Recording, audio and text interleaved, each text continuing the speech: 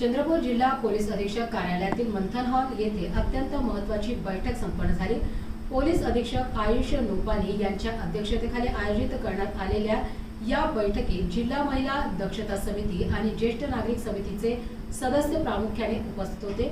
जिल्ह्यातील महिला आणि ज्येष्ठ नागरिकांच्या सुरक्षेला सर्वोच्च प्राधान्य देणे आणि त्यांना तातडीने अत्यावश्यक मदत मिळवून देणे हा या बैठकीमागील मुख्य उद्देश होता। या बैठकीला पोलीस प्रशासनातील अनेक अधिकारी तसेच महिला बाल विकास विभागातील अधिकारी, नगरसेवक, शैक्षणिक क्षेत्रातील अधिकारी, ज्येष्ठ नागरिक प्रामुख्याने उपस्थित होते।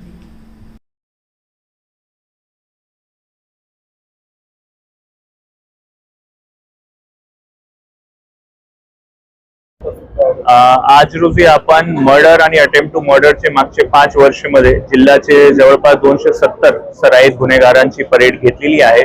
त्यांच्यावर आपण BNSS 129 कलम खाली एक प्रभावी प्रतिबंधक कारवाई करण्यात आलेली आहे।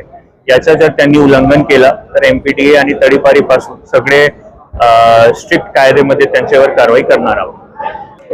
आपण ड्रग्स असो, गौ तस्करी असो किंवा घरफोडी करणारे, रॉबरी करणारे, असे रेती चोरी असे वेगवेगळे जे सराईत गुन्हे करणारे सराईत गुन्हेगार आहे किंवा त्यांची टोली आहे त्यांची आपण परेड आता सुरू केलेली आहे।